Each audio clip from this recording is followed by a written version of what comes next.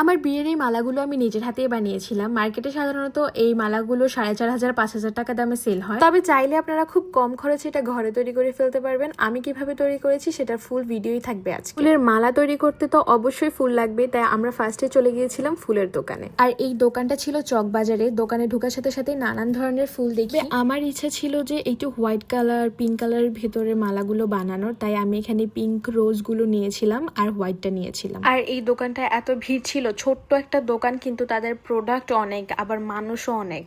আর এই দোকান থেকে কিন্তু আমি পাইকারি দামেই সব কিছু নিয়ে নিই। আমি এখানে পিঙ্ক কালার রোজগুলো আর হোয়াইট কালার রোজগুলো নিয়েছিলাম 2 প্যাকেট। তারপর এই জিপসিগুলো কিন্তু আমার টোটাল 6টার মতো লেগেছে। আর ছোট টিউলিপ ফুলগুলো নিয়েছি 6টা, আর পুঁতি 1 প্যাকেট নিয়ে নিয়েছি। আমি এখানে একটা ভুল করেছি, আমি প্রথম দিন 2টো জিপসি নিয়েছি, পরে দেখলাম যে মালার একটা সাইডে আমার 2টো জিপসি কভার হয়ে যাচ্ছে। পরে আমাকে গিয়ে আরও 4টে জিপসি আনতে হয়েছে। জিপসি যত দিবেন আপনার মালাটা তত ফুটে উঠবে। এবার আসি আমার মূল কাজে। প্রথমে এই জিপসিগুলো নিচ থেকে আমি কেটে নিচ্ছি। এবার 2টো জিপসি এক করে আমি সুতো দিয়ে খুব ভালো করে বেঁধে দিচ্ছি যেন এগুলো ছুটে না যায়। মাঝখান দিয়ে পেঁচিয়ে তারপর ঘিট দিয়ে খুব ভালো করে বেঁধে নিব। সেম প্রসেসে আমি অনেকগুলো জিপসি এখানে তৈরি করে রেখেছি। এবার শুয়ে বড় একটা সুতা নিয়ে আমি এখানে 4টা কি 5টা জিপসি দিয়েছি, এই বেঁধে রাখা জিপসিগুলো শুরুতেই। আর শেষে আপনাকে জিপসি বেশি ইউজ করতে হবে, মাঝখানে 2-3টে দিলেই হবে, কিন্তু শুরুতে আপনাকে একটু বেশি পরিমাণে ইউজ করতে হবে। এরকম রাউন্ড করে দিয়ে দেন আমি আমার পিঙ্ক কালার রোজটা আগে দিয়ে দিচ্ছি। ফুলগুলো গাঁথার সময় আমি আরেকটা প্রবলেমে পড়ি, সেটা হচ্ছে আমি মালা ফুল গাঁথার জন্য যে সুইগুলো ইউজ করা হয় আমি ওইগুলো কিনে নিই ভুল করে। তারপর বাসায় যে সুইগুলো থাকে আমি সেগুলো দিয়েই কাজ করছিলাম, যার জন্য আমার একটু প্রবলেম হয়ে যায়। পিঙ্ক কালার রোজগুলো কিন্তু একটু নরম ছিল, সেটা তাও কষ্ট হয়নি, কিন্তু হোয়াইট কালার রোজের ভিতরে মেবি একটা কলির মতো ছিল, যার জন্য সেটা গাঁথতে আমার বেশি কষ্ট হয়েছে। এবার এই ফুলটার উপরে আমি আবার জিপসি দিয়ে দিয়েছি। আমি এখানে মেবি 2টার মতো জিপসি দিয়েছি। এবার হোয়াইট কালার ফুলটা দিব, একবার এক এক রঙের ফুল দিব। দেখুন আমার এটা করতে কত কষ্ট হয়েছে, তবে এর পরপরই আমার মাথায় একটা বুদ্ধি চলে আসছে, যার কারণে আমার কাজটা অনেক সহজ হয়ে গিয়েছে। আমি রান্নাঘর থেকে একটা কাঁটা চামচ নিয়ে এসেছি। কাঁটা চামচের এক সাইডে একটু বাঁকা করে আমি ফুলের ভেতরে আগে কাঁটা চামচটা দিয়ে জায়গা করে নিয়েছিলাম, যেহেতু কাঁটা চামচের পাশ দিয়ে একটু ধরা যায়, যার জন্য আমার ইজি হয় ব্যাপারটা। এবার আমি খুব সহজে ফুলটা গেঁথে ফেলতে পারছি, আমার কোনো প্রেশার ক্রিয়েট করতে হয়নি, নিজে থেকে কোনো কষ্ট করতে হয়নি। আসলে একটু বুদ্ধি খাটাইলে আমরা কিন্তু অনেক কঠিন কাজকে খুব সহজেই করে ফেলতে পারি।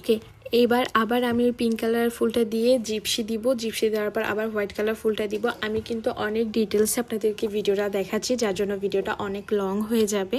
আপনারা ধৈর্য ধরে ভিডিওটা দেখবেন, ইনশাল্লাহ ভালো লাগবে। এভাবে একটার পর একটা ফুল দিতে দিতে আমার যখন 11টা ফুল কমপ্লিট হয়ে যাবে তখন আমার মালার একটা সাইড শেষ। এবার আমি পুঁতিগুলো দিব। এই পুঁতিগুলো ঘাড়ের সাইডে থাকবে। আপনার যদি ইচ্ছা করে আপনি মালাটায় পুঁতি বেশি দিবেন, তাহলে আপনি বেশি দিতে পারেন, কম দিতে চাইলে কম দিবেন। পুঁতিগুলো ঢুকানোর পর আমি এটা একটা সাইডে রেখে দিয়েছি। তারপর আরেকটা মালা সেম প্রসেসে আমি বানিয়ে নিব। এটা বানানোর পর আমি যে দুটোতে অনেক বড় বড় করে রশিটা রেখেছিলাম, তো পুঁতিটার সাথে এবং অন্য যে মালাটা পরে বানিয়েছি সেটা ভালো করে গিট দিয়ে নিব। আমি এটাতে খুব ভয় পাই যদি ছুটে যায়, আমি তাই বারবার গিট দিয়ে দিচ্ছি। ভালো করে টাইট করে বেঁধে নিয়েছি। এবার আমার মালার উপরের সাইডটা কমপ্লিট, দেখুন কত সুন্দর লাগছে এখনই। এবার নিচের সাইডটা করার পালা।